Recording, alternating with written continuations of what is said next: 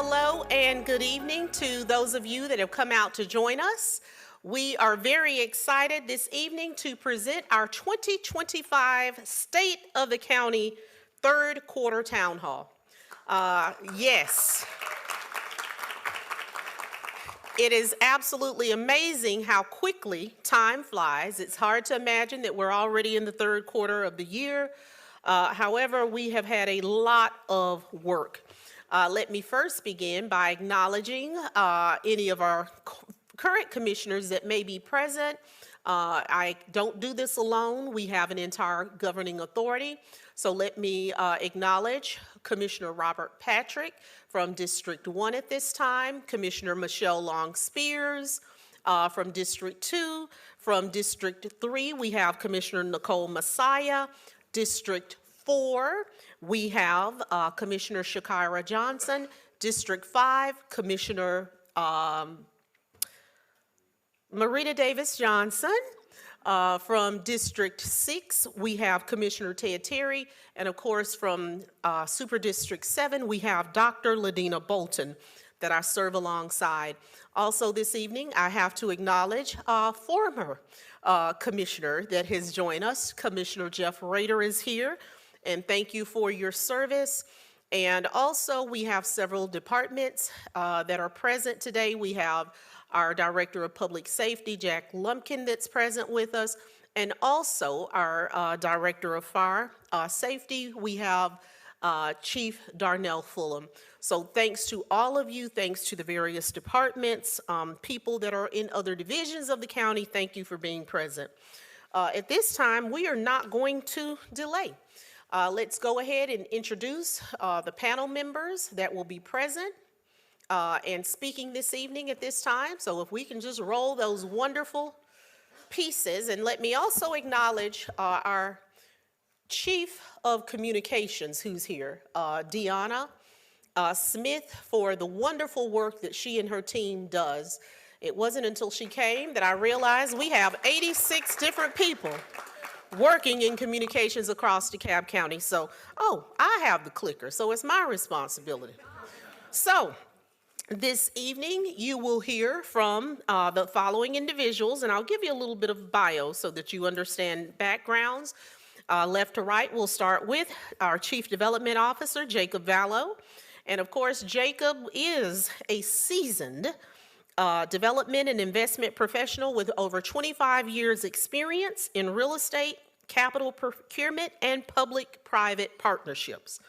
He is DeKalb County's first Chief Development Officer, and he leads strategic initiatives that advance economic growth, infrastructure, as well as community revitalization. His background includes senior leadership roles at MARTA, where he was in charge of transit-oriented development, also Jamestown, Hines, the Rockefeller Group, and Lilani Ventures, where he guided large-scale projects across Atlanta's urban landscape. He holds a bachelor's degree in construction science from Texas A&M University and a master's in real estate finance from Cornell University, and he has been involved in more than $1.5 billion in real estate transactions. Next, we have Dr. Alan Ferguson. Dr. Alan Ferguson is DeKalb County's first Chief Housing Officer. He has led efforts to expand affordable housing, reduce homelessness, and promote equitable community development. He is a national recognized leader in the space of housing, as well as neighborhood revitalization. He brings more than 2 decades of experience in real estate, public finance, and community investment. And prior to joining DeKalb County, he worked as the senior leader role for housing for Habitat for Humanity Atlanta, as well as for Invest Atlanta, where he advanced large-scale affordable housing and economic inclusion initiatives. He is a proud South DeKalb native, and he holds a PhD in entrepreneurship and innovation from the University of the Cumberlands, along with degrees from Morehouse College, Emory University, and Georgia State University. Next, we have Ms. Cesney Hartree, and she is also a first. Ms. Hartree is DeKalb County's first project manager. She understands that you cannot expect what you do not inspect.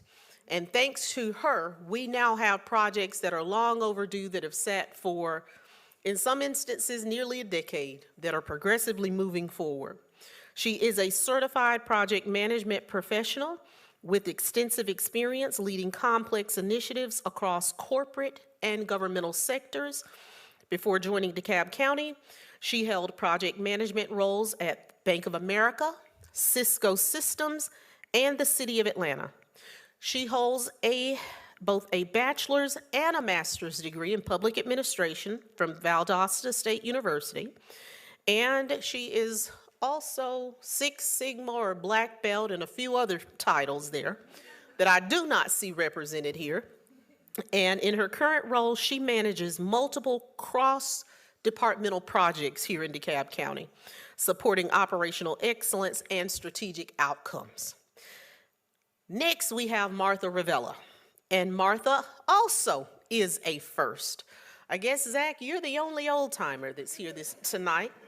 Martha is DeKalb County's first Chief of Intergovernmental Relations, and her role in DeKalb County is leading efforts to strengthen collaboration across the federal, state, and regional lines, as well as with our local entities, because DeKalb County has 12 cities.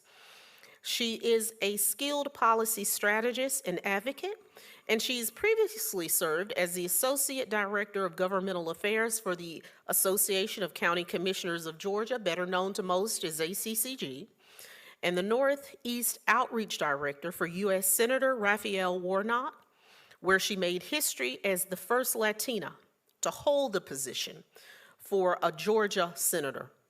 An Atlanta native and daughter of Salvadorian immigrants, Ravella has been recognized as one of Georgia's 50 most influential Latinos and holds both bachelor's and master's degrees in political science from Georgia State University. And last but not least, our Chief Executive Officer, we have Zachary Williams, and he is also in his capacity Executive Assistant, if you read the title that's given under the Org Act. But in his capacity here, he manages the daily operations and ensures efficiency and effectiveness of county services. In his dual role, he supports both the Executive Office as well as the Board of Commissioners, and he provides executive oversight to departments across DeKalb County, of which I count 34. He works with development, infrastructure, and public safety. He is a credentialed manager with more than 2 decades of public service, and he previously served as the county manager for Fulton County and in leadership roles in Broward County and Coral Gables, Florida. He holds a bachelor's degree in criminal justice and a master's in public administration from California State University, Long Beach. Okay? So, at this time, we're not going to stop. We're going to get right in it as others enter, and thank you all so much for coming out this evening. And I will begin with the organizational assessment, because that is pretty much from where it all began. Of course, many of you know this is my first time serving as a Chief Executive Officer. However, I felt that it was really important coming in to bring external eyes. My transition team was absolutely incredible in helping me understand the urgency there. So after coming in, we brought on board Malden and Jenkins after a search, and with them, they interviewed several different departments, of which I'll go to the next page. We're going to go forward here. A total of 18 different departments. And out of that came a 407-page document, and I know that Sally Sears has it here with her this evening, with 266 actionable items. And they rated our departments between 1 to 5, with an average of 2.8. And at least 40% of the items of the 266 action items are items that were deemed to be vital or absolutely critical for immediate address. And you'll see that everything from our 311 help desk to animal enforcement services, code compliance, E911, communications, emergency management, fire, finance, rescue, all of those departments were actually assessed. And during that assessment, there were 171 interviews, 38 workshops, 13 job shadowing sessions, as well as 22 facility tours. And more than 1,700 documents were reviewed during the process. So it was quite an extensive review. And we will come to some of the things that we're now addressing as a result of it. But I do want to give credit to our Board of Commissioners, because when you engage in a study of this nature, it became important for us to bring on board in DeKalb County what we have called a change manager.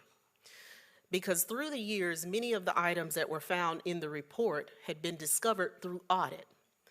However, when individuals have full-time responsibilities, it becomes extremely difficult to add on. So many of the items were never addressed or not implemented or addressed fully. So at this time, we have a change manager who works alongside the departments to address those various issues. The next thing we'll talk about here is transportation. And of course, when we talk about transportation, which of course was one of the major issues that we reviewed during the report, if you live in South or East DeKalb, I'm sure you see that we're getting our own spaghetti junction. And of course, that is thanks to the Georgia Department of Transportation, and this is almost $1 billion project. And of course, it is being birthed out of need, because what we see is major growth taking place along the east and south side of DeKalb. Now, of course, when you are actually traveling 20, it is very important to realize that growth is going on beyond us in Rockdale County as well as Newton County, and you may be familiar with even in Walden County, some of the projects that are occurring. So the I-285 East project as well is very important to us. Also, out of the 15th Amendment in 2019, while a commissioner, we agreed to master transit hubs that are being created at Candler Road as well as Stonecrest. And I believe Ms. Hartree will discuss those more, because those are also going to be very vital, because in DeKalb County it's time that we update our master transit plan, because even now, with all that we see going on in government, because we do not have designated funds and we have not developed a strategic plan that can be adopted, we cannot apply for and receive certain federal funds. So that is of utmost importance. And what you see here first is the $37.5 million South DeKalb Mall rendering of the master transit station. And next, what you see is $27 million that is dedicated for the Stonecrest Master Transit Hub.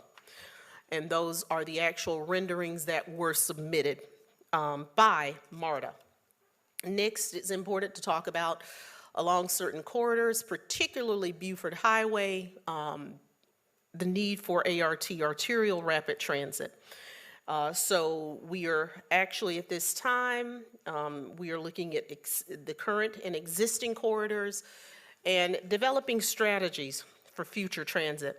And that leads me, of course, to Buford Highway and also along Candler Road, because mass transit is going to be very important for us in the future if we are going to be successful and also reach our transit-oriented development goals, which a little bit later Jacob will talk about. So I won't go much deeper into there, but also I think it's very important for me during my 15 minutes to talk about infrastructure. And how many of you know what you're looking at here? Okay. Well, that is our Snapfinger wastewater treatment plant. And we have invested over $300 million in Snapfinger. And we are in the final stages. We are in the testing stages. I will say that at this point, it is not functioning to its maximum capacity. However, this plant is pivotal in the future of DeKalb County because for many years we've suffered from SSO, sanitary sewer overflow that you've seen on the news. We are currently under a consent decree, and how we treat the environment and how we are able to contain waste is very important. Our previous plant, I believe, was built in about 1971, was only functioning at the time this plant was constructed at 70%. So we had had at least 60 years of growth. So it was simply time that we expand to meet the future needs of DeKalb County. And here, of course, we talk about DeKalb County having over 6,000 miles of water and sewer pipe. And over 40% of our system by length will be 70 years of age by 2030. Because for over 40 years, we did not have an active capital improvement plan. And I want to say that most people care a lot more about what they can see than what they cannot. But what we have to realize in this room as we make decisions as electeds is what you cannot see dictates what you can. So we have taken steps to right size and get the revenue that's necessary in order to do the work. So also I want to point out that Scott Candler Water Treatment Plant, how many of you realize that it is DeKalb County's only source of clean potable water? And that plant has not had real improvements in 15 years. So we have a lot of exploration there to do because technically if that plant were to go down, we estimate that we have between 3 and 5 hours of water. People in DeKalb would be out of water before they realized they didn't have it. So we have to expand our water storage capacity because on average what we find in the metro area is there is a 3-day water supply. So we are now looking at and considering bringing engineers on board to move us in that direction. So most of you are familiar with the 10 by 10 that occurred within my first 45 days. Upon walking in 72 hours, we were out of compliance with our consent decree. And the consent decree basically, in layman's terms, requires us to expand, replace, and enlarge infrastructure to diminish and eliminate sanitary sewer overflow and to come up with a plan to update our infrastructure. So of course, with the 10 by 10, and I'm very thankful to the people of DeKalb because we were required to take that show on the road to explain why we needed a 10% year-over-year increase. And for those of you who live in DeKalb, if you look at your water bill, in my home, we are empty nesters, but we average about $38 to $42 a month. And if you look at the average water bill for the metro area, DeKalb County lags far behind. And the truth is that is because over the years we have not increased our water rates as we should have to expand, replace, and enlarge. So with that, it gives us a $4.27 billion investment, and it gives us the revenue that's necessary for us to meet the terms of the consent decree and to address many of the issues that we've talked about. So, of course, you know, this is just a little visual for you, but I also want to say that with that 10 by 10, we will be able to address our laterals, our trunk sewers, which are our really large pipes. And what you see here, this is actually a water main. And in years to come, we will have, and most of these actually run under our interstates.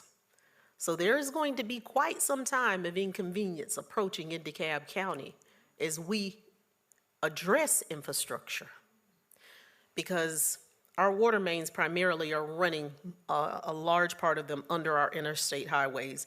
And as you can see, you can stand inside them. but it's time to address those trunk sewers. Now, this sort of goes to our cost savings. Should have put this a little bit further up when we talked about the organizational assessment, but I want you to pay careful attention to what you see here. One of the things the report said is that there was, we needed to right-size technology. And we found that we had lots of cell phones across DeKalb County that were not being utilized. And as a result, we had conversation through Department of Information Technology, and we decided any individuals that had cell phones that had not actively used them for a 60-day period were going to be disconnected. It resulted in 562 phones being disconnected. That saves DeKalb County $19,760.44 per month, and a total savings of $237,125.28. So we are actively working towards doing things that make sense. Because in many instances, people were issued phones, they weren't asked if they were needed or required, so we're right-sizing that. You don't have to have a cell phone simply because you work for DeKalb if you are not an employee-facing individual, if you don't work with constituents.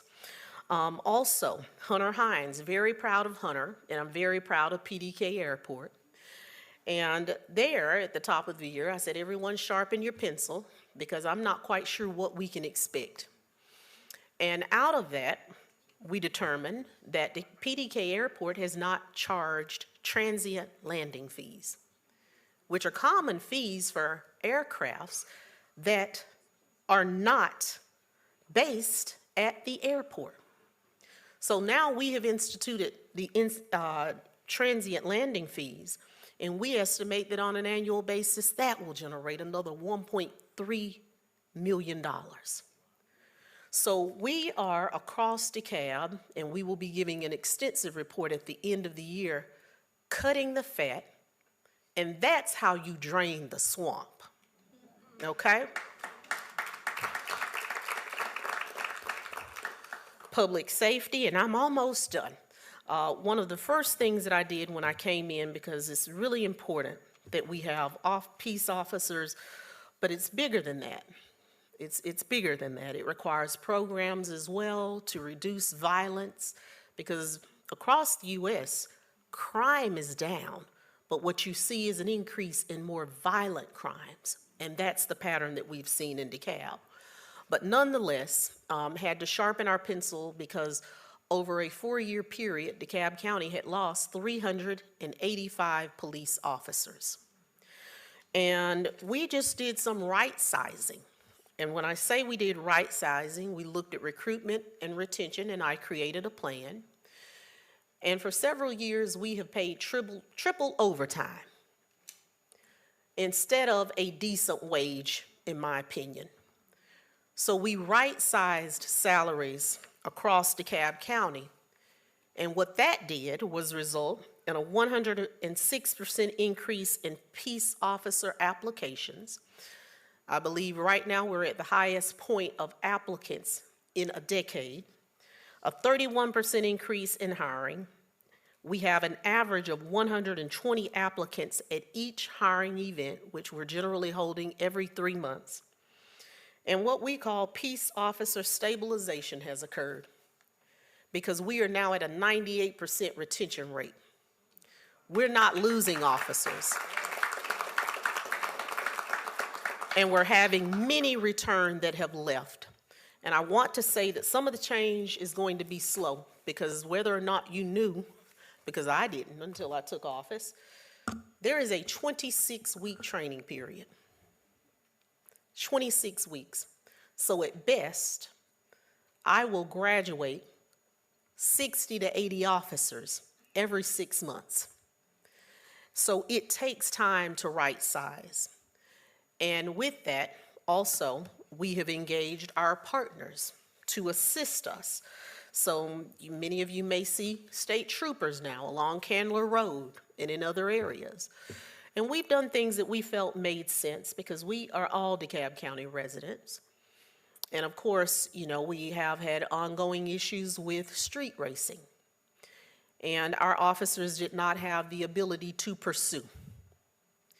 So you show up and you watch the street racers drive away. However, Georgia State Patrol has the ability to pursue. So we have been able to infiltrate, and believe me, we've done a lot more infiltration than we have what you see out there. So we have been able to, in many instances, eliminate street races before they occur. And at this time, I'm going to turn it over, because I didn't come to talk all evening, to Jacob Vallow, and he will make his presentation. And thank you.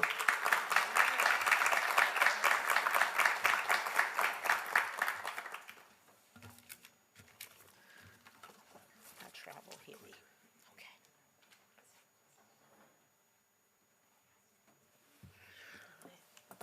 That's all right. Thank you, CEO. It's great to be with all of you this evening. Thank you so much for taking the time to be out here with us. To say we're living in uncertain times is an understatement. Despite all the volatility coming out of Washington, D.C., we're still very focused on economic development to improve the quality of life, generate revenue, as well as enhance community development through all the communities in DeKalb. My family and I, we reside in DeKalb, and so all of this work is super important to me. We have 14 projects that are concentrated in Central and South DeKalb, which we believe where the need is greatest. I'll speak in more depth on each of these projects in the following slides, but I thought it'd be helpful for you all to see where we're dedicating our resources to drive outcomes. So this slide is super exciting, at least to me, but hopefully for you as well. We're focused on this blue shaded area in South DeKalb, running from the Atlanta Beltline Connector Trail, 25 miles to the Arabia-Davidson Heritage Area.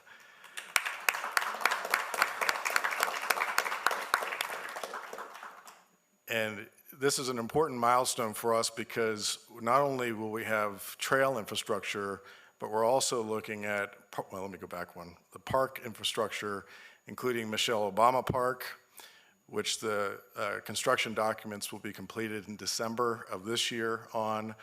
And these are not just ideas, these are actual projects that are moving along. So the Atlanta Beltline has agreed to work with us on the connector trail from the Southeast Beltline Trail, which, as if many of you might know, that Mayor Dickens has prioritized for light rail. So connecting into that segment of the Beltline is a pretty substantial amenity for the citizens of DeKalb. The Donzie Old Castle Trail segment is also at 100% construction documents. We are in final stages of right-of-way negotiations. Funding is already secured for that as well. And then letter D, the South River Connector Trail right in the middle there is critical to maintaining the connectivity all the way east to the monastery. So super excited about that.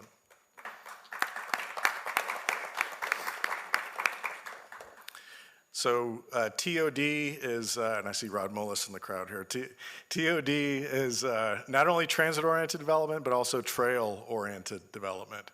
And so we're gonna look for opportunities to enhance the experience for not only those that use this critical infrastructure, but also for residents who live along this corridor already. So the image on the left you see is a mixed income housing rendering concept. On the right is actually a coffee shop. I took this off the internet. It's an Arkansas coffee shop on a trail, but I thought it was kind of cool. But these are the types of things we're going to integrate into this trail. We're also looking for opportunities to integrate supply goods and provisions and other locally owned businesses that can support recreation along this corridor. This slide talks about our focus on the Candler Road corridor revitalization. Corridor revitalization is super hard, right? Because it's long, it's linear. So our strategy has been to focus on projects in specific nodes, with the idea that as we drop a pebble in the water for the node, it creates ripple effects and then fills in the entire corridor.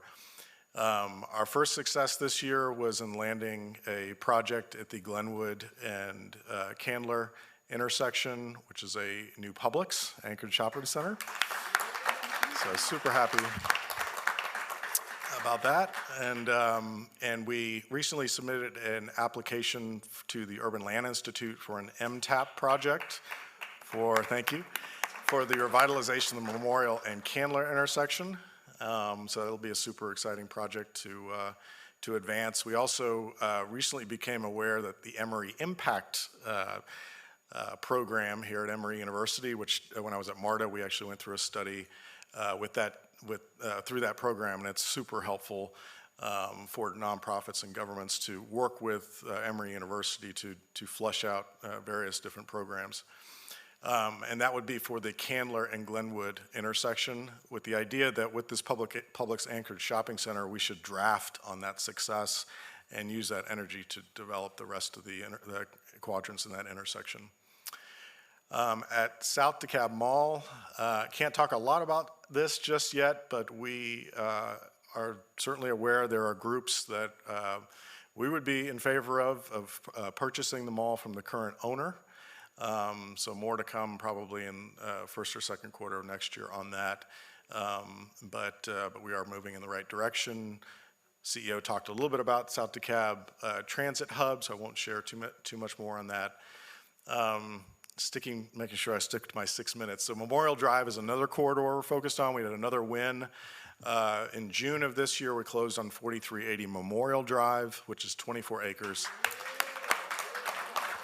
And I have to chime in. This may be a little interactive, and let me say hello to Commissioner Robert Patrick. Thank you for joining us. 4380 Memorial Drive, let me say that we're focusing on, as I said, things that simply make sense. When we walked in on day one, I had asked for a copy of all of our holdings in terms of land, so we sort of transferred over to Jacob a huge binder. And also currently DeKalb County is renting 9 different facilities. And it is truly my goal to see us have a central municipal complex. That is a goal, to bring your people together so you have the ability to work under one structure.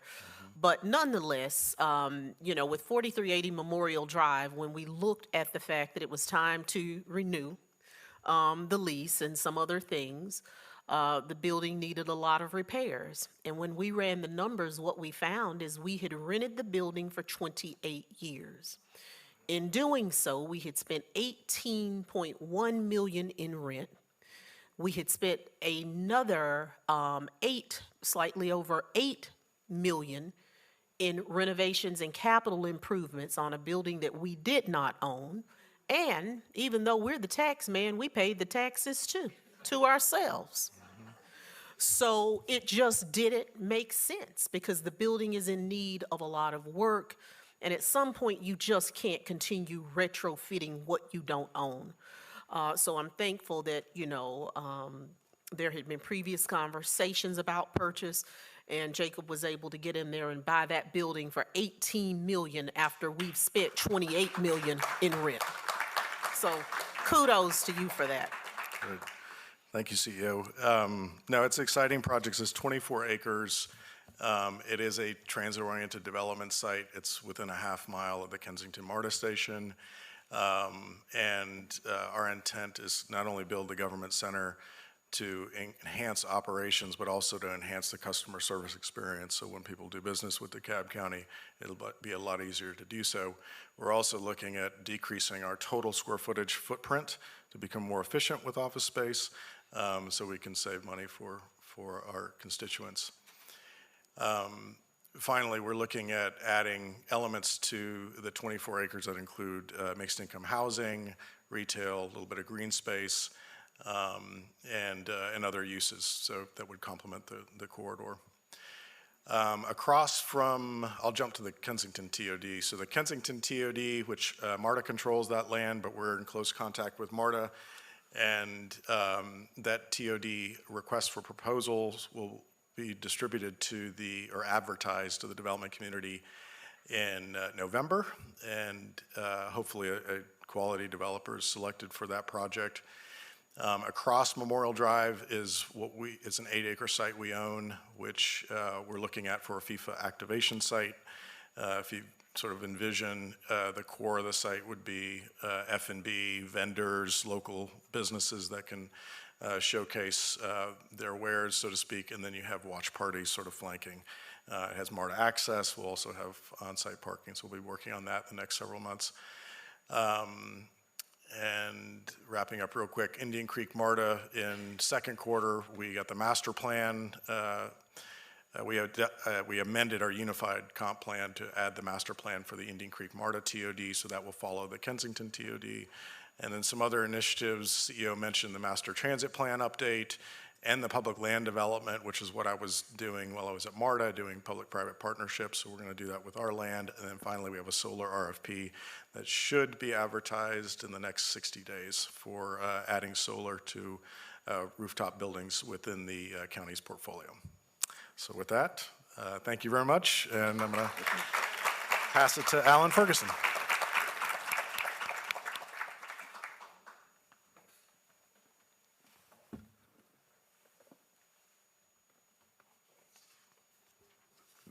There we go. Thank you. Thanks.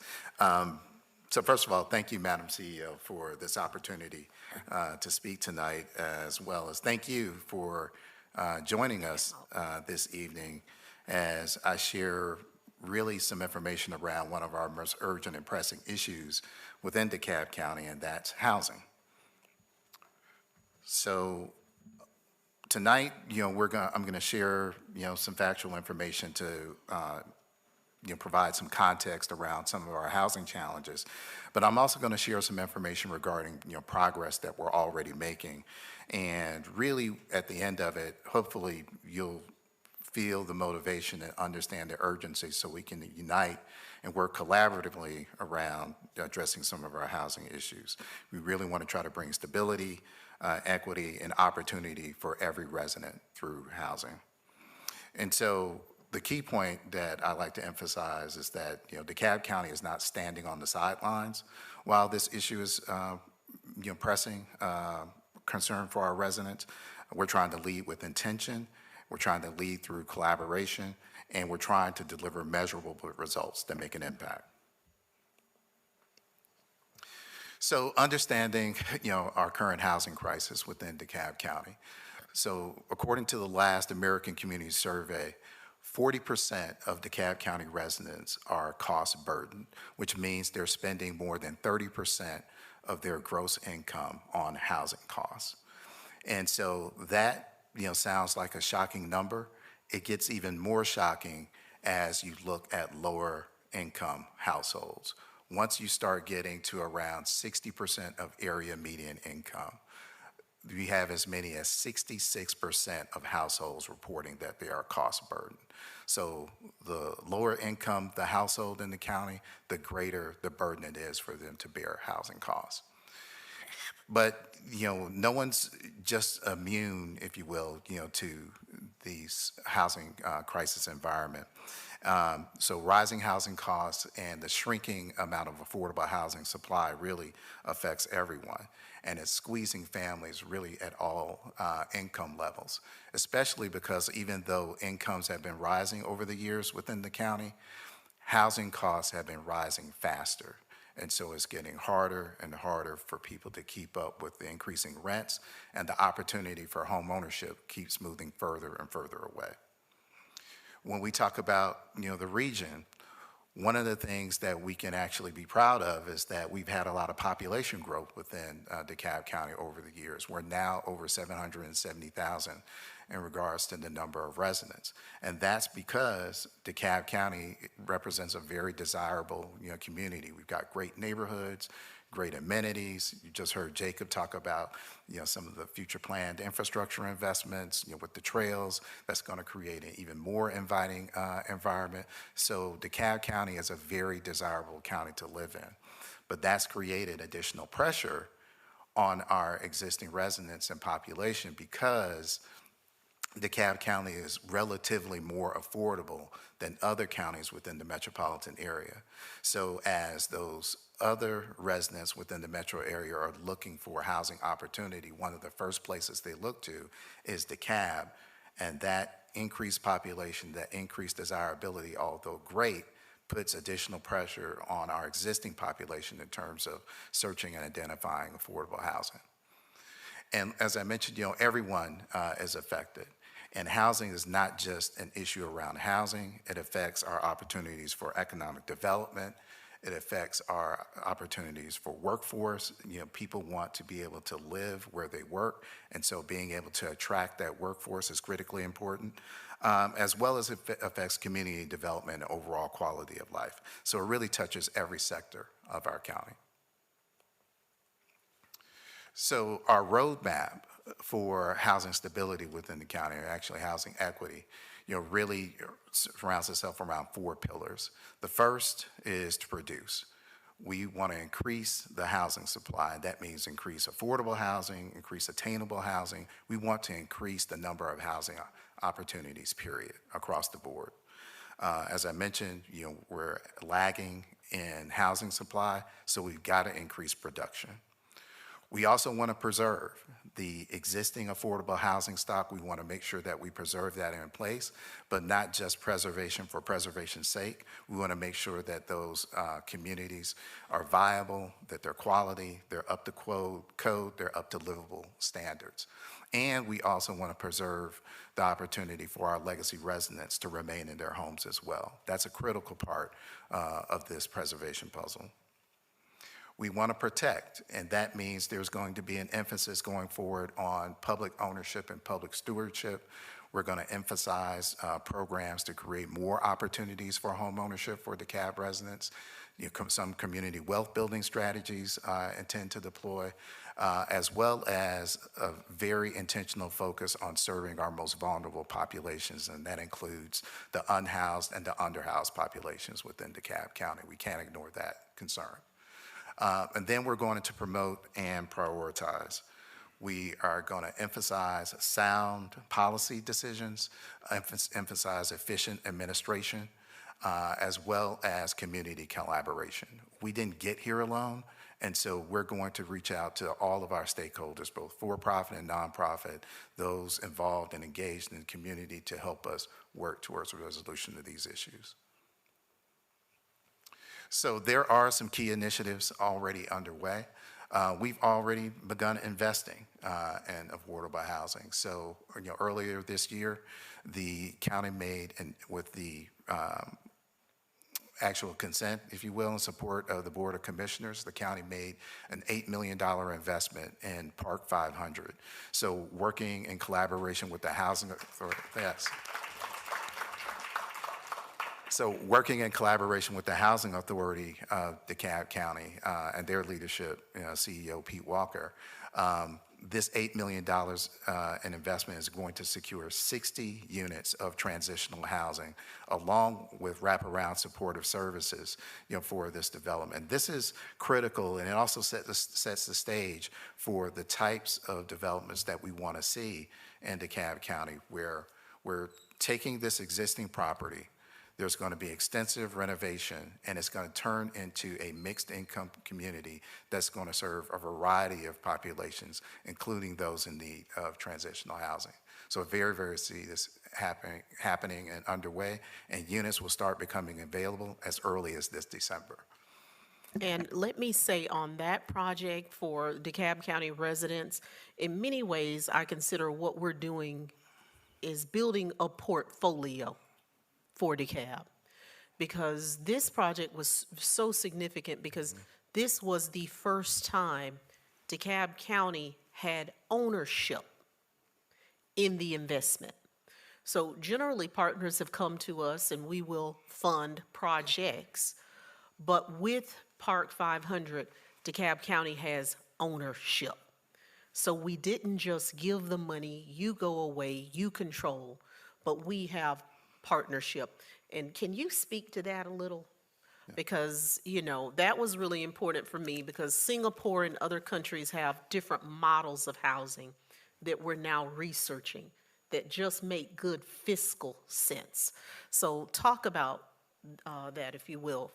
We're just gonna go a little back and forth here. Go ahead. No, happy to. No, it was exciting. I mean, the structure is such that, you know, we have 10.8% ownership in a 560-unit multifamily property, which is Park 500.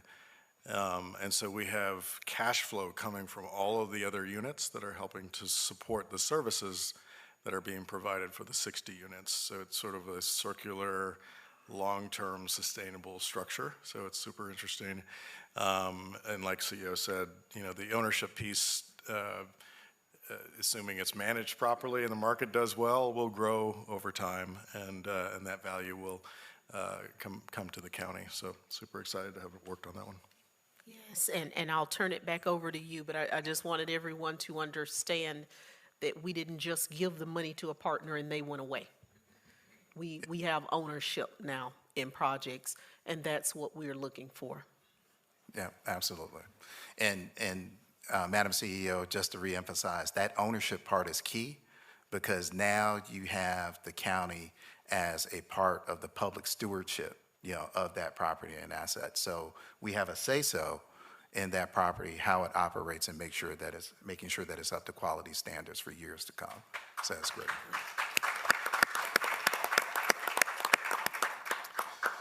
So, you know, also, you know, we're going to engage in process improvement, which means more building and less bureaucracy. So development community, we've heard you loud and clear. And one of the things I can really tell you that I'm excited about, and I was excited about coming on board as the Chief Housing Officer, is that Madam CEO had already made what I consider just a brilliant hire in bringing on our new Director of Planning and Sustainability in Juliana Njoku. When I tell you, Madam CEO, you have gotten one of the best in that particular space. Yes. She's absolutely fantastic and is already underway looking at all of the processes that go on within planning and sustainability, and particularly looking at cutting the red tape in regards to the permitting process, making it more transparent and easier for developers to work with the county to get housing done in our county. So really, really excited about that work and where it's going. Policy solutions. There are a number of legislative matters that have been taken up by the Board of Commissioners and the administration. And so one of the things we're really focusing on is making sure that we modernize policy to enable, you know, housing choice. So we're going to have continuing discussions regarding, the minimum home size requirements, what qualifies, what doesn't, and how we really enact smart policy within the county, as well as a variety of other measures to address and really enable housing production as well. Empowering people, and I call this dreams turned into reality. We want to reemphasize and definitely drive home the point of home ownership can be achieved in DeKalb County.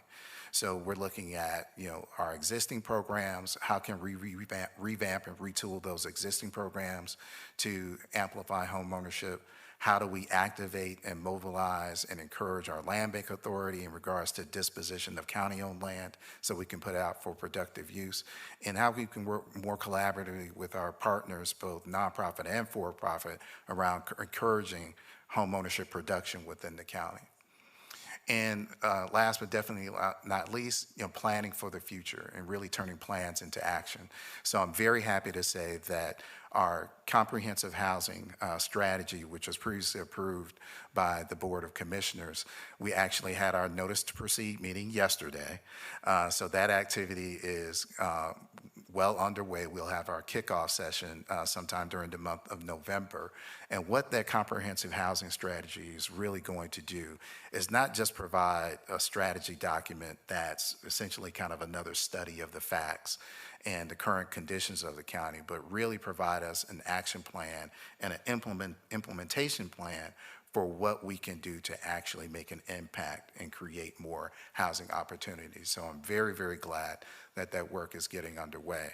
But as you've seen from already, the activities that we have currently going on, we're not waiting for the completion of a strategy in order to start doing the things that we know make sense and we can move on immediately within the county. So with that having been said, I really, want to emphasize that, housing is so much more than just shelter. It's really opportunity.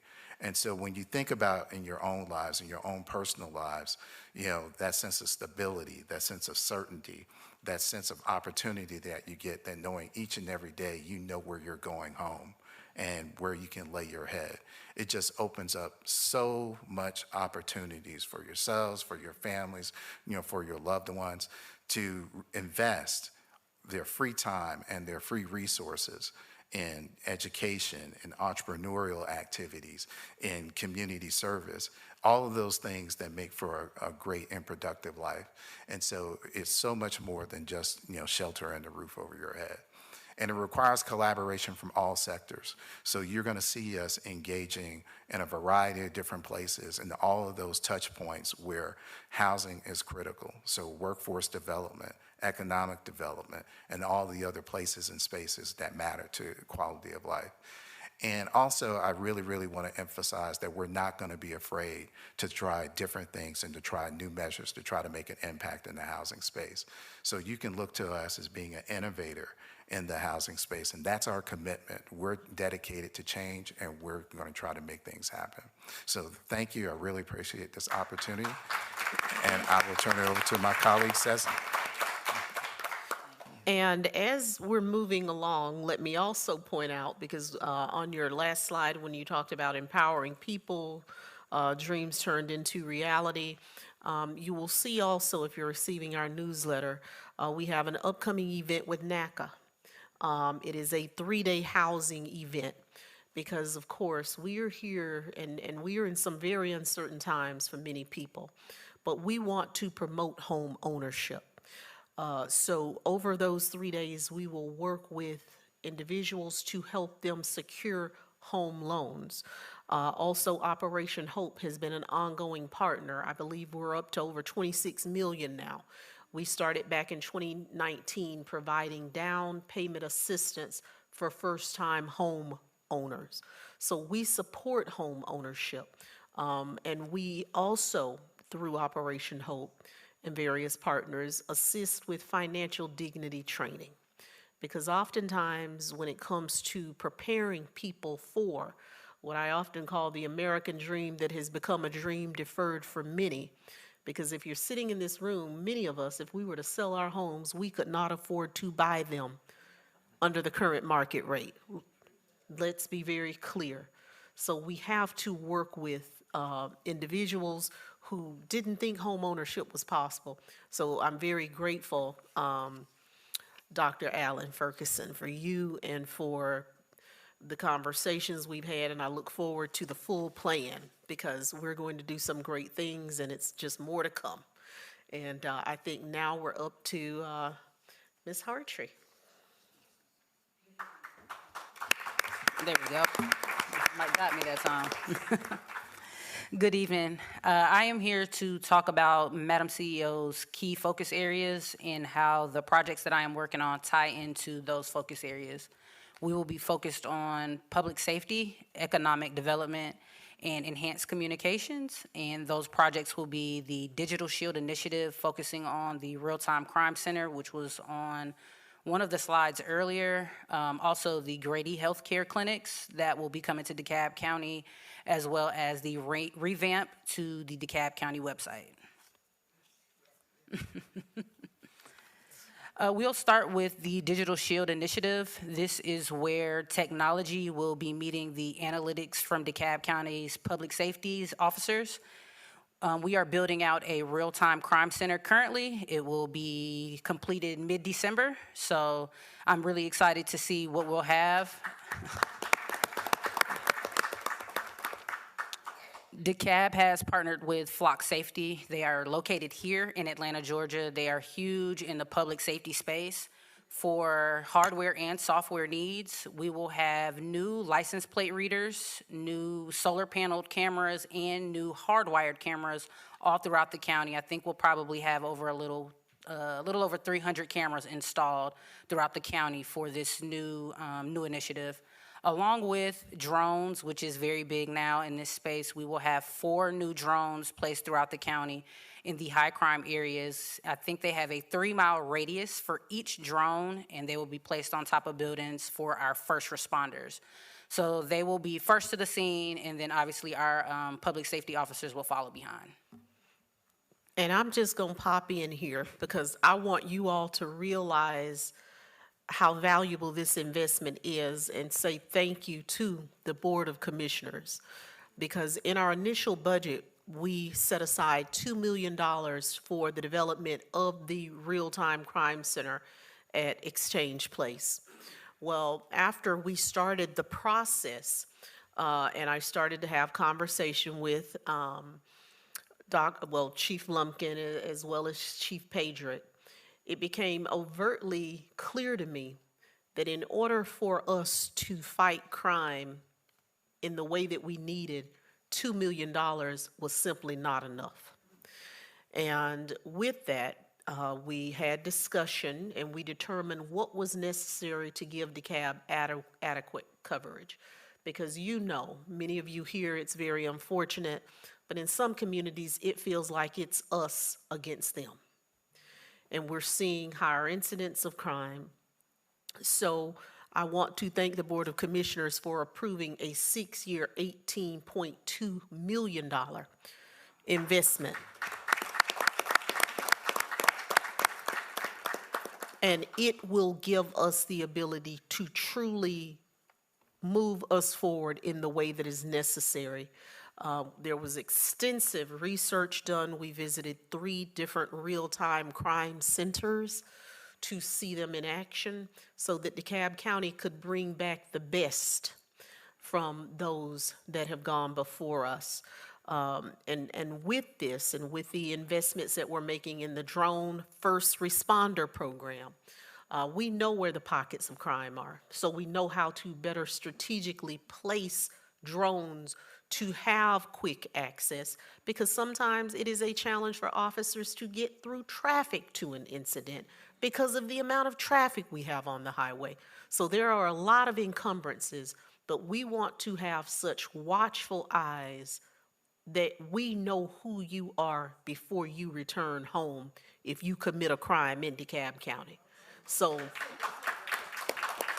very excited about what we're doing there. And this doesn't include, I don't know, Ms. Hartier, I'll let you finish because maybe you're going to talk about 311 and 911 and Chatcom, because Commissioner Rader, it wasn't rocket science once you're there and you start listening. Our officers could not engage in real time with the dispatcher during a call. But with the investment that we made, I believe it was $8 million in our 911 system. So people said, oh, Chatcom's great. Well, what is it Chatcom does? Chatcom had technology we did not. So now those are hurdles that we've crossed. So I'll let you continue. I think CEO Williams will talk about 311 and E911. Oh, great. And I think he's got it covered. Okay. Next, we will talk about the Grady Health Clinic expansions. There will be 3 clinics placed throughout DeKalb County. We have 2 that are already built out. The ribbon cutting will be in December, so they will be live and operational at the top of December. One of the locations will be off Flat Shoals. That will be the largest of the 2 locations currently. They will have mammograms, CT scan machines, X-rays, and I think that in ultrasound machines, along with exam rooms, and I believe, is there anything else I'm missing? No, I think that's it. But yeah, so this will be the largest of the 3 facilities, along with the second location being off Candler Road. This will be for more of comprehensive coverage where you're going to take your urgent care visits and things such as that in those locations. These were strategically placed in locations where MARTA is accessible. So they did an accessibility study for the county, and these two locations came up where the highest in need for quality of life. So the second one will be off Candler Road, and it'll just be more of your exam rooms and things of that nature. And lastly, I will talk about the modernizing of communications. I heard someone clapping about the updating of the website. We will be doing a full revamp. We are currently in the middle of a revamp for the DeKalb County website, making it obviously more accessible, easy to read, ADA compliant, and then more mobile friendly. I don't know if you're trying to use your phone to get on the site now, but it will be more mobile friendly for, I guess, maybe our not so technology savvy users.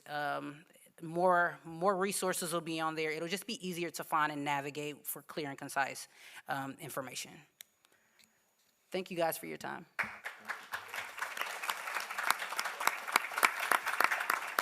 And also let me say that we put a lot of hours and time into the planning of the new website because there are many things currently that requires human interaction that plain and simply should not. It should not be necessary that you call us. All of our audit reports will be housed properly and very easily for you to access. I think it'll cut down on even open records requests because we found that a lot of information that is public record and should be was just not easily accessible. If you've tried using the search engine and tool, it didn't work. It doesn't. Oftentimes, it'll take you to documents from years ago. So a lot of work, and although it's gone now, what you saw is the actual front face of our new website. So we are so excited about that because we want products in DeKalb County that reflects who we are. Because our website is honestly our director of first impressions. And right now, it just simply doesn't say a lot about us. So, Martha, I think you're up. Thank you, Madam CEO. So thank you, everyone, for being here tonight. My name is Martha Ravello, and I am your first Chief of Intergovernmental Affairs. So that's a first. And speaking of first, so everyone is always asking me, what do you actually do? What does intergovernmental mean? So I like to describe myself as a connecting of the dots, a bridge between opportunities and partnerships that align with Madam CEO and DeKalb County, and from every level of government down to every stakeholder. So DeKalb County is open for business. So what you see right here are functions, just general functions of what our office does, from legislative and policy advancement. So we support any legislation that impacts county operations and community outcomes. We provide research-based strategies and recommendations to Madam CEO for state and federal engagement and legislation, and we monitor developments and advocate for outcomes that align with all the projects you just heard from my colleagues here and their initiatives. And so what we also do, and one of my main core functions, is to work with all of our 12 cities, including the city of Atlanta, so that's 13 jurisdictions. We work through IGAs, we work through service delivery strategies, and just to strengthen that partnership and relationship. So we have ongoing meetings throughout the year, and I'll go into that a little bit more. And stakeholder engagement and strategic partnerships. What you heard tonight is a lot of the partnerships we are reenacting, we're reactivating, because we are a new administration, and so we wanted to make sure that we had Madam CEO have FaceTime with a lot of the partners we maybe historically already had, but more than anything, we want to make sure that we are letting you guys know what we're here to do, which is, we're open for business. So this is an IGA snapshot. I like pictures, and I know Madam CEO does too. So here is our historic first under Madam CEO's leadership. So what you see in front of you is the first CEO and BOC retreat. in which we had the opportunity for Madam CEO and all the Board of Commissioners to present their priorities for the year, and they adopted a comprehensive plan. So that was really exciting. We did that on top of the year, and based on that plan, we were able to do our first CEO and BOC legislative workshop. So you might have heard of that. We did that in July, and we adopted our first joint agenda, which is now public, right, Madam CEO? And we already presented that last week to our DeKalb delegation, and that is what we will be working on for next session. We also did DeKalb Day at the Capitol, in which we invited all of our mayors. That was very successful. We had 2 resolutions, both in the House and in the Senate. Arguably, that could be the first historically, but I'm not certain. It hasn't been verified. But in addition to that, we want to make sure that we are, again, engaging with our stakeholders. So we also, based on our just general feedback that we were receiving with data centers, we decided to do a town hall. We brought together statewide experts from across the state of Georgia to provide a comprehensive education and overall overview of what we're doing as a state and how the Legislative General Assembly is dealing with this type of innovation, trend, if that's what you would like to call it, but just the data center development and the policy impact. So it was very important for us to have the conversation. I've heard nothing but really great feedback on that, so I'm really thankful that Madam CEO decided to launch that. Now, I'm sorry, because I want to be equitable. There were some who, that we did have some, negative feedback on data centers, but, I was not there to issue an opinion. We were there to present information. And at the end of the day, that was just the responsibility. Whether you like the information or not, then, I can't speak to that, but we do have a fiduciary duty when there is confusion to make sure that we temper it with fact. And for that, I'm thankful that people came out. We've given our entire presentation, and that's where we are. So it was truly the right thing to do.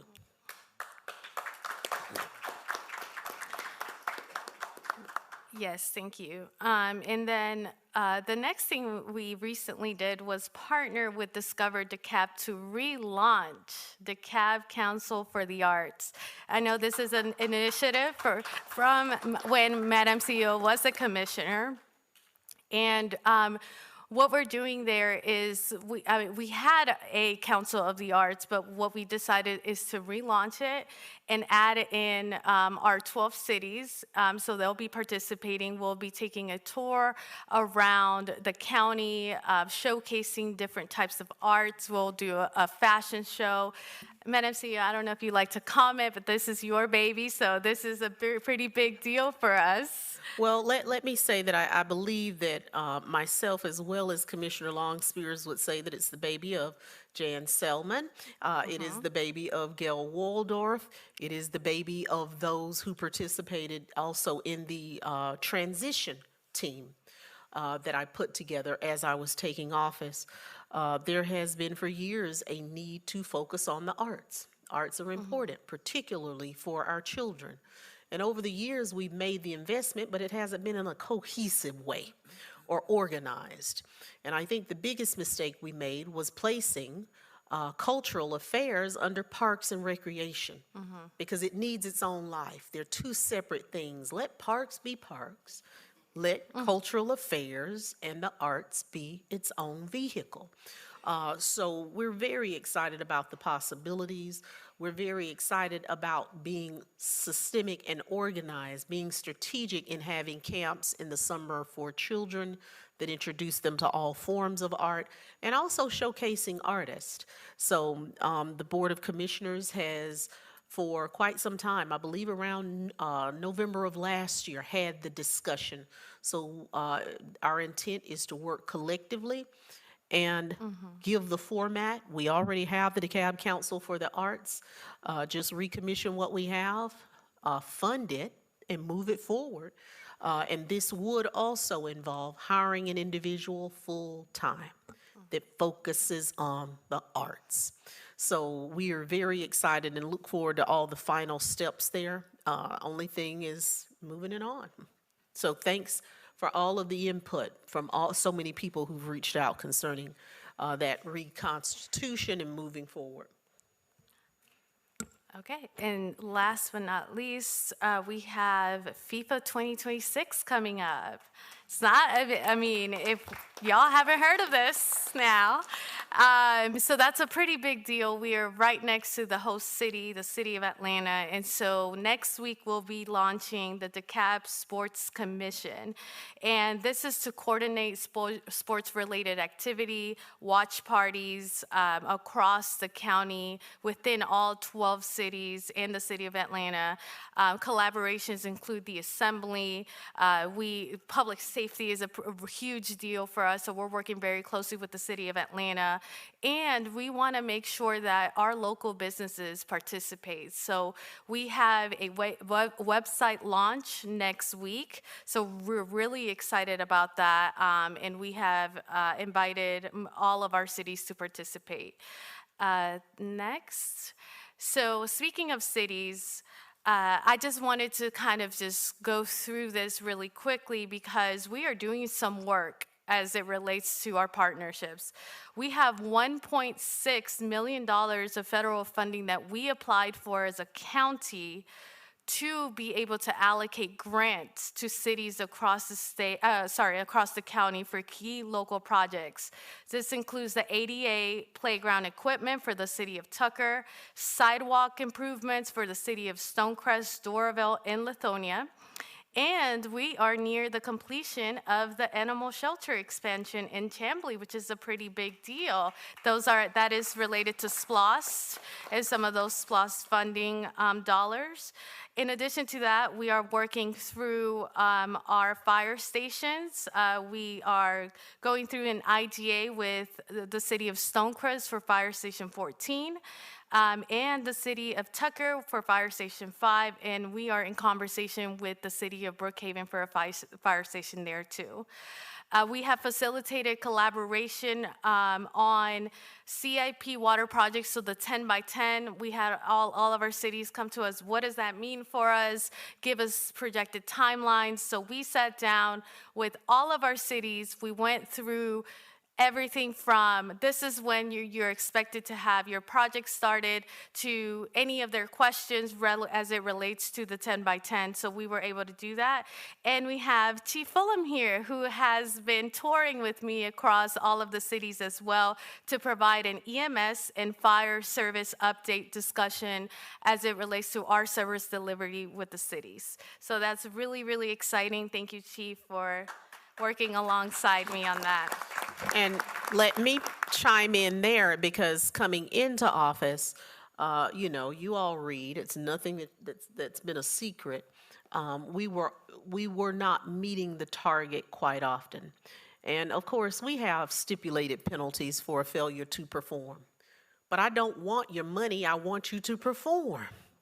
Because if you call 911, I'm just like you. I need the service at the time I call. So I'm very happy to announce that for our calls for service have categories in terms of levels. And I believe we're at like 98%. We're now meeting the time frame for our most critical calls. And many of you may not know, DeKalb County has its 12 ambulances. Is that correct, total? So we're operating around 7. And what we have done in order to ensure service delivery, we are able to determine where our hot spots are. We have strategically placed ambulances so that now, why are you coming from a central hub when you know the likelihood is you need to be over here and you have quite a distance to overcome? So let's partner, because for instance, in the city of Dunwoody, Mayor Deutsch had used COVID funds to fund an ambulance. But guess what? COVID funds are gone. So how do you keep that ambulance that filled the gap? So now we are strategically placing ourselves. A home base is irrelevant when it comes to service. Recreate the home base where it's needed to fill the service delivery gap. So we're doing things that make sense, and thank you for the stewardship on that because it's really important. I don't want anyone in DeKalb to call 911 and you're not getting the service, okay?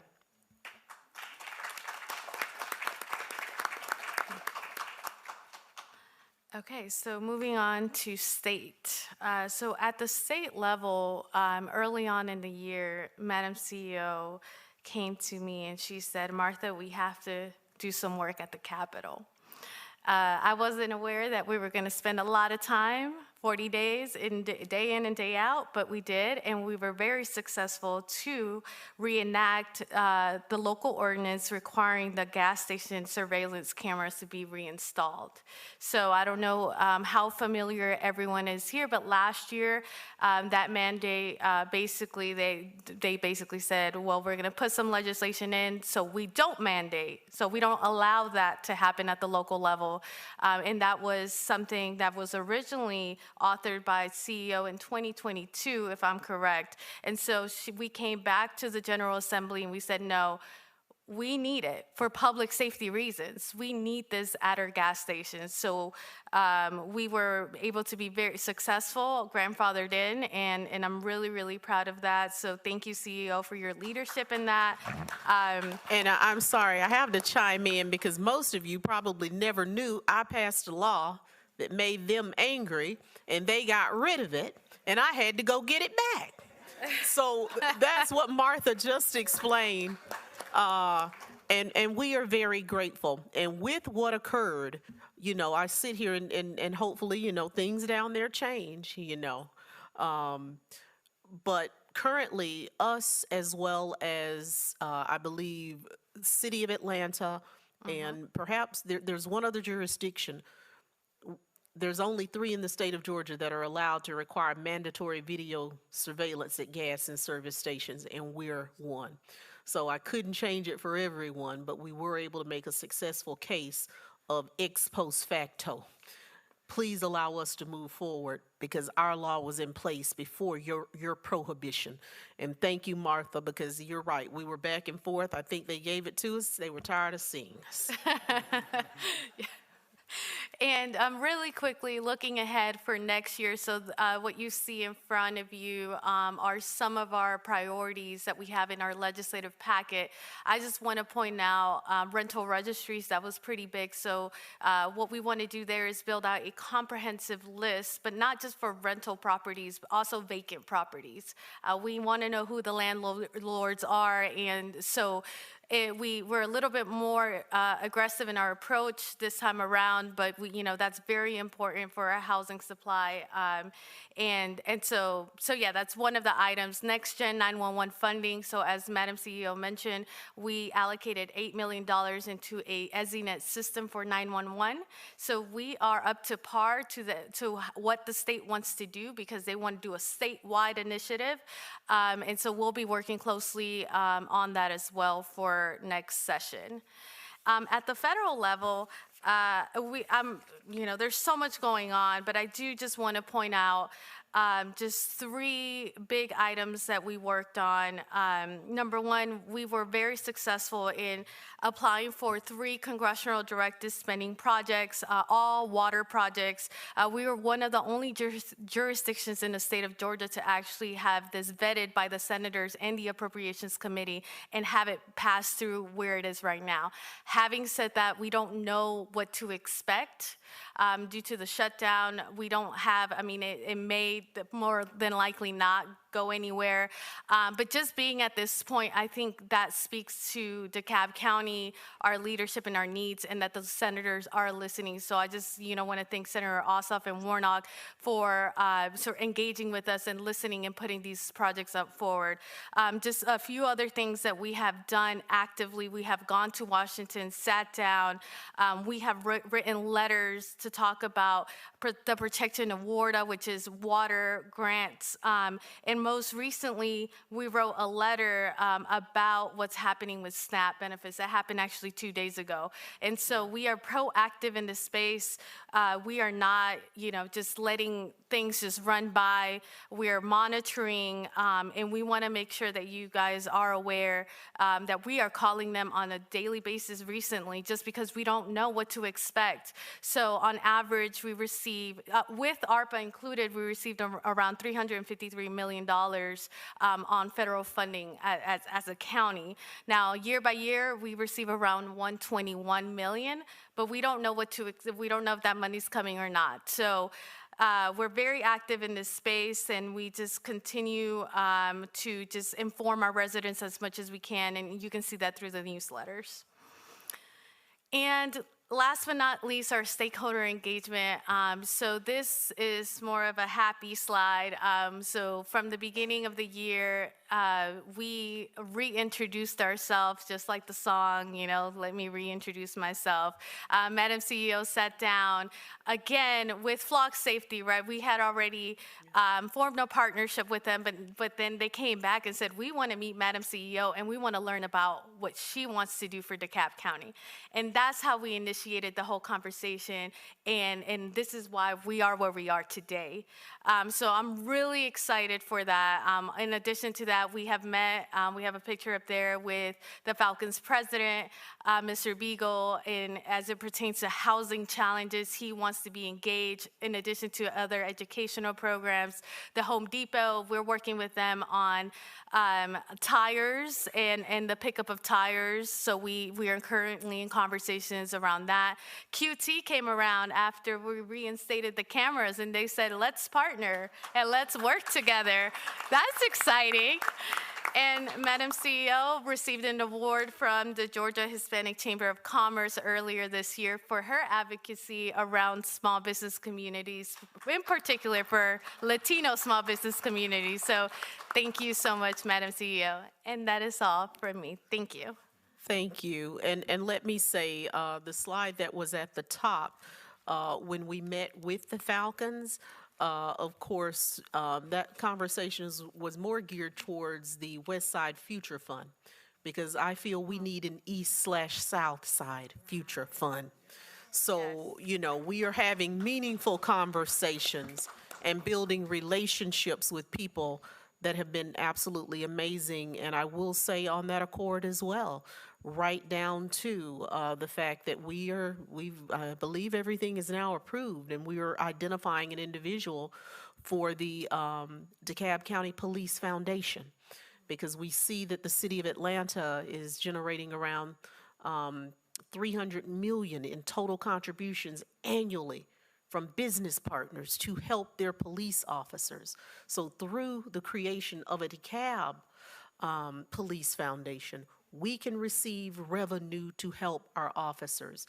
Their housing allowances are paid 100% through the Atlanta Police Foundation. And I want to say thank you to Dave, who may never see this, for opening up their resources and helping us with the creation and the format for our foundation, as well as our police department and the Board of Commissioners at the top of the year. It was a part of the vision, and they strongly supported that. So it will be transformative. Yes. COO Williams, I think you're the last one. Yep. Thank you, Madam CEO, and I definitely appreciate the opportunity. And I just want to say, before I begin formal remarks, to commend the CEO and her extraordinary leadership in putting together such a robust and impactful cabinet. And so I'm just glad to be on this panel because I think it's important to note, and I think Mr. Vallow mentioned and talked about the uncertain times that we're in, right? We all look around, whether it's at the state or federal level, looking at the economy, but uncertain times call for steadfast leadership. And I think the CEO has assembled steadfast leadership. So I'll touch on a few things in my slides, and some of them may be repetitive, but if they are repetitive, they're simply worth restating. And we're really focused on a number of key things, and hopefully you see this theme throughout what has been presented today, and that speaks to operational efficiency, fiscal stewardship, and customer service. And those are some of the key elements of this administration. And the CEO mentioned earlier the operational assessment from Malden and Jenkins. That's one of the key foundational issues or foundational initiatives that have been set forward.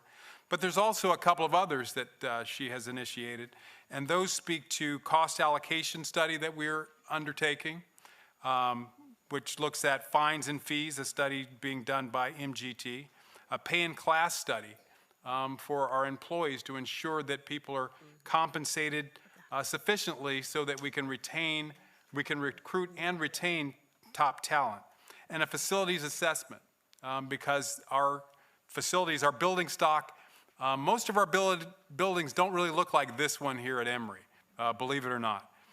They need investment, and so those are things that we are focused on. As it relates to the organizational and performance assessment report, and the CEO touched on it, conducted by Malden and Jenkins, this was one of the key components to the CEO's vision for the county, to ensure that we are taking care of business and we're operating efficiently. That we, and the goals of the assessment were to ensure that we enhance departmental operations and service delivery, we reduce risk and maintain compliance, we strengthen internal controls, and we increase transparency and accountability, all while enhancing customer service. The report was concluded in July. We reviewed 18 departments, as was articulated earlier, and they developed 266 recommendations with ratings of priority, with a suggested timeline and estimated financial impact of each of those. Shortly thereafter, we onboarded a firm known as the Momentum Firm. Their responsibilities is to assist the county in ensuring that we actually address those issues that are identified in the report. As a career public servant, I have seen all too often when reports are done and they simply sit. And we can point to, well, we have the report, and the question is, well, did you implement anything? How are you different? How are you better? Well, with the Momentum Firm, we will ensure that we address the 266 recommendations and that we get better, and that we do those things necessary to become the high-performing organization that we are capable of becoming and that the citizens deserve. That we implement dashboards that can clearly indicate where we are. Are we winning or are we losing? I think at a moment's notice, people need to be able to understand what is going on, what is happening. So that will be part of the assessment. And assisting in developing outcome-based budgeting. In each of our lives, in our personal lives, all of our budgeting is outcome-based, right? We decide, if I'm going to spend this dollar, what am I going to get out of it? Well, in government, we often don't do that. So what we are going to ensure that we do is develop outcome-based budgeting practices so that we know how are we investing the tax dollar and what is the outcome. If I've heard it once, I've heard it a million times from the CEO, I'm interested in the outcome. And so we're going to develop outcome-based budgeting so we will ensure that when we're spending your tax dollar, it is to drive certain outcomes. Some of the major initiatives that we're working on, it was touched on earlier, the E911. We spent approximately $8 million to purchase a state-of-the-art phone system that will be implemented in November. So come this November, we will have an up-to-date, state-of-the-art 911 system, and that will assist us in addressing call delays, an inordinate amount of calls that quite frankly shouldn't be sent to 911, and it will allow for what is known as real-time 911. And so our officers, our police officers, will be able to hear 911 calls as they come in. That will allow them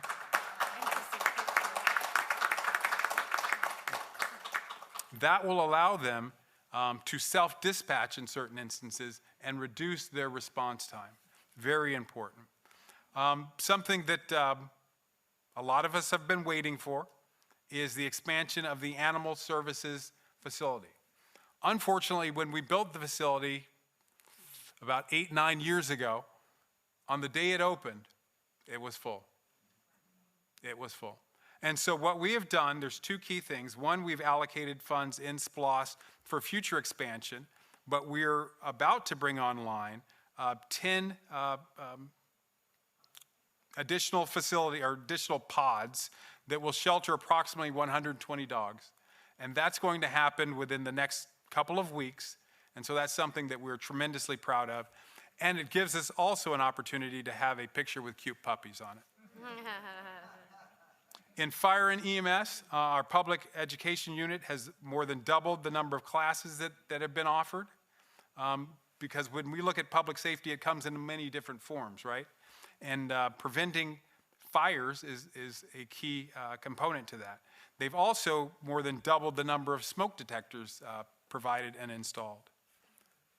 As it relates to cost savings, so our fiscal stewardship, our finance department, they're saving more than $10 million going into 2026 in employee pension and benefit costs through revising pension assumptions, changing our pharmacy to CVS Caremark, and we've negotiated a higher stop-loss deductible.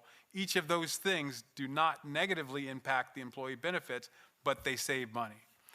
PDK Airport, the CEO mentioned the transient landing fees, and we're estimating, and that will be finalized in probably January, first quarter of 26. We're estimating as much as a $3 million, between $2.5 and $3 million savings. Some customer service things that are just worth noting. Our highest in E911, and this is before bringing on the new system. This is simply because of better staffing patterns. We have increased our from 53% to 71%. This is our call time response answer time. So we're on our way. We're striving to get to about 95%, but we have significantly improved over the past year. We've improved staffing over the last year. We've talked earlier about the multi-million-dollar investment in officer pay and benefits that has had a tremendous impact on our police department. And we're proud to say that our homicide rate is down 24% from 2024. So that's something we're very proud of.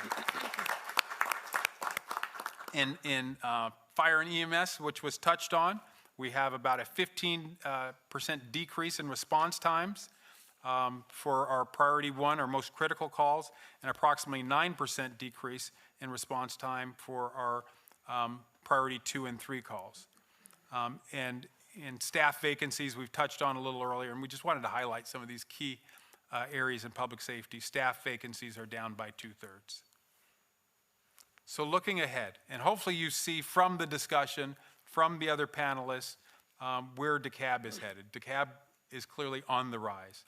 We're looking to deepen cross-agency collaboration and data sharing, measure outcomes and report transparently to the public, sustain innovation with responsible governance, and continue to engage residents and stakeholders in our continuous improvement efforts. So that concludes my remarks. Thank you. Let me say thank you, and also tonight here there has been a lesson learned. This should have been a 2-part, but you guys may not want to come out twice to hear all this because Director Juliana Njoku should have certainly been here to talk about all of the changes that she has made. Let's get rid of me. There we go, because this is about saying thank you. And with that, I want to also say, as I say thank you, I'm not sure if Matt is still here from the Office of Justice Leah Sears, who is serving as the interim president of Emory University, but I have to say thank you to Emory University. They have been and continue to be an absolutely amazing partner to us here in DeKalb. This evening, they opened their doors to us, and honestly, we would expect to come here and there would be a cost. But because this is for the community this evening, I'm very grateful that we were not charged a fee. So that we're grateful. So I have to say thank you to her. Thank you to Matthew. Also to Dr. June Lee, who works very closely with us. And the list just goes on and on of so many wonderful people that have partnered with us throughout the year. We've done our best to answer within the course of the presentations many of the questions that we have. One in particular, though, I had several concerning code compliance. And this particular question said, when might we see any improvements in county code enforcement? And I want to say that just today I met with our Chief Judge, Burl Anderson, who's in charge of the Magistrate Court.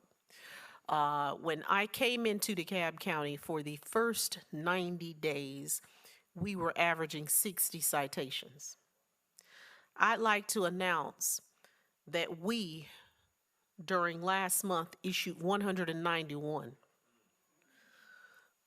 You'll see change, because we also discussed today, and I'm very excited to say, because of the enormous rate of code citations we're issuing, we are going to 4 days strictly for code, 1 day for animal enforcement. So that deserves a hand clap. I also want people to understand another key thing that we did, because she wanted to understand what she was seeing, because she came in with the numbers of how many cases are out there, because that requires her now to do something differently. When you have more than doubled, you're at 3 times what you're used to seeing within your court. Yes, we do need to run calendars. Instead of twice per week, we're now at 4. But we now created split shifts. When I came into DeKalb, people were arriving in code compliance at 7 a.m., but they didn't leave until 9. Well, I told them to stay home and drink coffee, show up at 9. And now we also have split shifts, because I've heard you loud and clear, many of the code violations take place after 5. So if we don't have people in the street in the evening, we miss the parked trucks in the parking lots of retail establishments. So now in DeKalb County, we have split shifts. Our last shift ends at 8 p.m. And we rotate so that we're equitable with everyone who's in code compliance. So with that being said, if you haven't seen the change, expect to see it. We want people to be good neighbors, but if you fail to come into compliance, then you'll go before a judge, and now you'll be there 4 days a week instead of the 2, so we don't have a backlog there. Let's see here. I don't know where to start. What plans do you have for South DeKalb? Jacob taught on South DeKalb, but we are being very strategic. Even with Memorial Drive and the acquisition there at 4380, we believe that DeKalb County will need to, in many instances, be the catalyst for change that we want to see. By acquiring that particular facility, that was a major move for us, because it is a very important intersection. You know, and I've heard people say over the years, and I would agree, when the largest building you have, the highest building, is the DeKalb County Jail on an intersection, that's not what you want to be known for. We can do better. So we are being very strategic in terms of the projects that we're moving forward. In the spirit of confidentiality with many of them, I would like to thank people. There are a lot of people now who are interested in doing business in DeKalb. And they are coming to the table, and we are progressively vetting, working with them and moving them forward. And if there's anyone out here who's watching us tonight who has an interest in doing business in DeKalb, we are open for business. There's never been a better time to come and see us. What is being done to address the number of auto break-ins and thefts in our neighborhood? This is a problem that seems to be getting worse. Now, COO Williams, for the spirit of me not always talking, would you like to take that question? Thank you, Madam CEO. So, yeah, the police department continues to take a multi-pronged approach to address these types of crimes. A lot of it is data-driven patrols, deploying officers based on real-time crime analysis and focusing patrols in neighborhoods and business districts experiencing increased incidents. Something that was talked about earlier that's going to be a major impact, it will be the implementation of not only the real-time crime center, but the digital shield. We are convinced that by getting up to about 300 flock cameras throughout the county, many have the license reading capabilities. Some will be zoom, tilt, and surveillance capable. We're going to continue to see reductions in these property crimes as we implement these strategies. But we're always going to encourage residents to remove the valuables from your car and take those basic precautions, because unfortunately there are always those ne'er-do-wells. So we're going to do all that we can. We think the cameras and the data-driven patrols will be of tremendous assistance, though. Thank you. And question number 9, I'm going to turn this one over to Jacob Vallow, and it says, how can DeKalb help to fund the much-needed and long-awaited Clifton Corridor Transit Line, which would serve one of the largest employment centers in the metro region? Softball question. A couple ways. So we're exploring, alternative sources of financing, which have been successfully executed not only in the U.S. but abroad.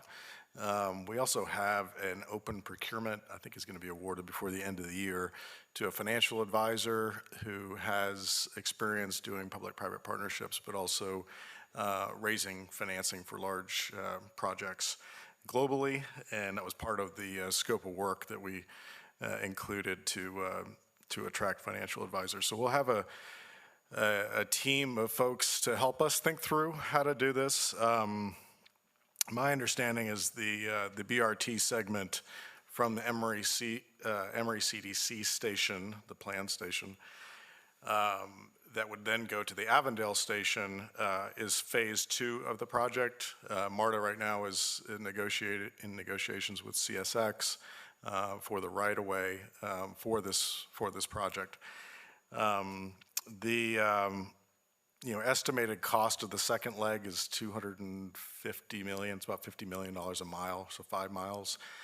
And the funding source, the predominant funding source we would have for this leg of the project would be from the Federal Transit Administration, FTA, their capital investment program called Small Starts. It goes up to 400 million projects, but they have a cap of only providing $150 million. So if you take that 250, subtract the 150, we have a $100 million local match to come up with. So it's not an insignificant number. But we will be working diligently on that to try to bring that to fruition. So thank you. And next, Dr. Ferguson, I think this should go to you. What are you doing about corporations owning huge swaths of neighborhood? And furthermore, what are you doing about most of those homes sitting empty and becoming a nuisance? Invitation Homes manages them, and they are a bad community partner. So thanks, another softball question. Now, in all seriousness, one of the major things that we're trying to do is really, hold those corporate investors accountable. And so for those of you, who aren't, familiar or intimately involved in the issue, one of the challenges in addressing, the corporate ownership of, especially of single-family homes, it really rests at the state level. Georgia is what they call, in layman's terms, a castle right state, meaning that if you own property, you've got a lot of discretion over, how you manage and own and keep that property.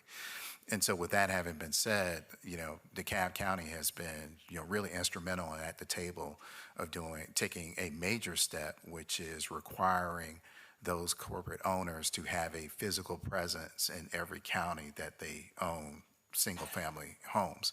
That at least gives those residents and us at the county level someone to contact when we're experiencing issues, when those tenants are having challenges with their property.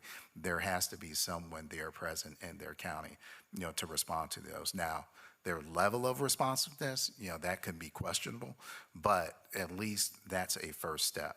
You also heard Martha mention that in this upcoming legislative session, really trying to promote legislation at the state level that allows the county to establish a registry of not only investor-owned properties, investor owners, but as well as blighted property.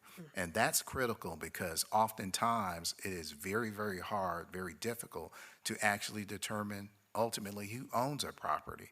Some of them are sitting behind 2 and 3 levels of different LLC or LP types of entities. So it's very, very hard to determine ultimately who is the owner and who is responsible, for the upkeep and the maintenance of those properties. And so that registry legislation will go a long way towards assisting us from a county level in regards to responding to resident complaints, as well as code compliance issues, because we will now have an identified party that we can go after.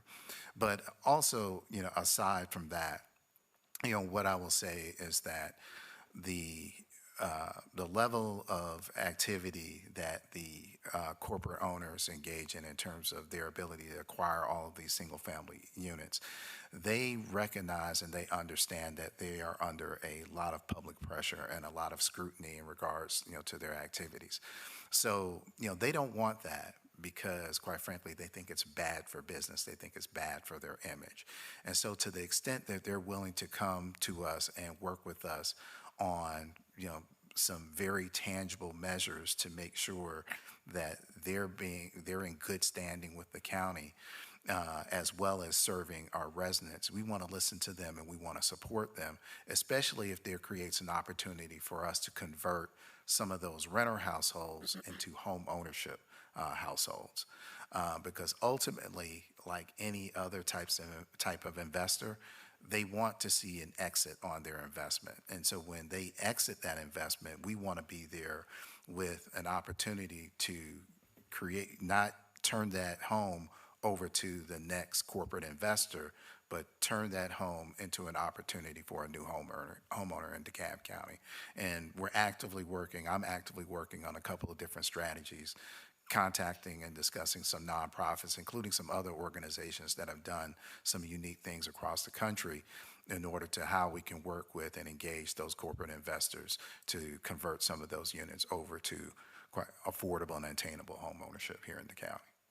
Yes, and thank you for that. And I want to acknowledge Representative Mary Margaret Oliver, because it was in 2022 that I also want to acknowledge my Chief of Staff, Dr. G. Leah Davis, when we requested for the first time under the Gold Dome a rental rate registry because of what we were seeing, because a vast majority, over 60% of our code violations are not being issued to independent homeowners, but properties that are owned by LLCs, Wall Street, and private investors.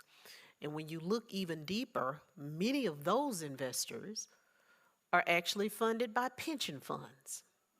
So I want to say here in DeKalb, we do not invest in real estate through our pension fund, but some of us in this room may very well be funding what you're seeing in these communities, and you don't know it, because it is a sound investment, but it has detrimental effects on community without having accountability. So I echo everything that's been said there, and that's why it is high on our priority list for the Gold Dome this year. And to get in another question, COO, and I'll start at what provisions are being made to make and keep DeKalb County clean and beautiful, especially heavy trash not being picked up. I'm going to put a pin in it. Many people don't realize that bulk items require a call for pickup. You don't get to sit on the side of the road, your heavy bulk items, and expect our normal service delivery technicians to pick it up and take it away. It requires you calling us, You can then send over a photo based upon the items to be picked up. We will give you a cost. Once you pay the fee that's associated with the special pickup, we will dispatch someone. So when you're passing these large piles of trash, please let us know, because it's obvious they don't understand the process that's required. And then we will make contact with the property owner or the HOA, because we then have to ask you to do what is decent and in order. And if you don't, then we're going to issue you a citation for being in violation of municipal code for open trash and storage. And you got to give me a few days, because I got to do that to you, because then I got to hold you accountable, because if you don't pay us, we're putting liens on you. And I want to sell liens in DeKalb. So don't get a lien on your home, because we are not investing in the remediation of your property to sit on liens in DeKalb, because we've done that too long and we need this money. I don't know what tomorrow looks like for us. So to finish the questions, Zach, so you can finish answering it. What provisions are being made to make and keep DeKalb County clean and beautiful, especially heavy trash not being picked up, illegal trash dumping, empty and abandoned homes, and buildings being left to deteriorate? I also have concerns about safety. So, thank you, CEO. And I think you hit the nail on the head as it relates to bulk trash pickups. As it relates to the illegal dumping and, dilapidated and/or abandoned homes, that's code enforcement. And I think your conversation earlier talking about the magistrate court agreeing to double their courts to hear these code enforcement cases, either people will comply or we will cite. And I think we will be able to have those cases processed that much more quickly. And hopefully people will, get the message and basically be good neighbors. Another issue, it's somewhat related, it's just worth noting that the county spends approximately $5 million a year on what we call beautification. You know what beautification is? We have crews of people whose full-time job is picking up trash. And let's be clear, we call it picking up paper, and it's called litter remediation. That's a fancy word for picking up trash behind people who care too little about their community. And honestly, I want you to think carefully what we could do with $5 million. It is an absolute abomination. And to localize it, honestly, right now, District 3 has the highest incident of litter and blight. So we know where the problems are. We did a blight study a while back. And I will say, too, in full disclosure, many of you may be familiar with the home on Wesley Chapel that we demolished about a month or so ago. That for 5 years as a commissioner, I was with the community and calling to say, Director Hardy, there's a yard full of trash out here again. What is going on? Why is this taking so long? Well, we did determine that there has been a bottleneck between code compliance and cases that need to become in rem for demolition going through the courts. So we have also blown air through that funnel, because I wanted to know why we hadn't demolished more houses. I like demolition day, because someone has lived next door to blight long enough. So with that being said, you will see a lot more homes going through and coming out of the in-rem process, because that is an opportunity for affordable housing. Some of those can be turned over to the Land Bank Authority so they can be sold and reintroduced into the community in a way that they are an asset and back on our tax rolls. Because many of the properties of which we have custody and we're custodians over are just a pure funnel of loss for the county, because we're upkeeping these homes, we're not being compensated for it, and it has to stop. So I'd rather take everything that is blight away from those who do not upkeep their properties so that we can put it into productive use, because we simply will not have this in DeKalb. Anything else to add to that? Now, No, there ma'am. is a question here, is DeKalb County buyback program still in effect for homes located in a flood zone? I never knew we had one. If I may. I will never sit here and say that I know what I don't. So I will have to respond to that. COO Williams, Yes, would yes, you know? Yes, yes, ma'am. So what is being referred to is known as the FEMA buyback program. So the Federal Emergency Management Agency does fund and has historically funded a program when you have homes that are located in a floodplain and with a certain amount of, there's other criteria, but a certain amount of damage over time. And the county, using FEMA funds, has the ability to buy out those programs, or buy out those homes. It's still in existence. I don't want to do air quotes, but yes, it's still there in terms of FEMA's funding. We have approximately 20 homes currently awaiting funding, so it's not an instant process, but it does technically still exist, yes. Thank you for that. And I'm going to take one more question, and there will be 3 that we will email, and we did good. We got through most of these. And this one in particular stands out to me. What is the vision for public safety in unincorporated Lithonia? There's nightly violence, gunshots, street racing, car break-ins, and thefts. No police presence. The area is inundated with rentals and boarding houses. Please allow me to have a conversation, and if whomever submitted this question is watching, please send me a direct email, and I will check with Dr. Davis to see if we have your name. You know, you can't legislate morality and decency, because everything you said, gunshots, that's a violation of law. There's laws against that. Street racing, there's laws against that. Car break-ins and theft. Unfortunately, we have a lot of lawless folk, and sometimes they seem like the majority when you live in certain parts or in certain communities. But please allow us to check with our police department, with Chief Pedrick, because if we need to enhance patrols, we're more than happy to do that. And also, we now have mobile cameras that we can utilize as readers for car tags and such, that we can move so that perhaps we can help identify who the bad actor is. So we will address this internally. And at this time, it is 8:01. I don't want to lose my audience. Thank you all for coming out. I know it's been a long night. And thank you to Emory University. Thank you to the Board of Commissioners. You guys are real troopers, particularly in this weather. And we'll have the presentation available for anyone who wants it. And thank you for your support.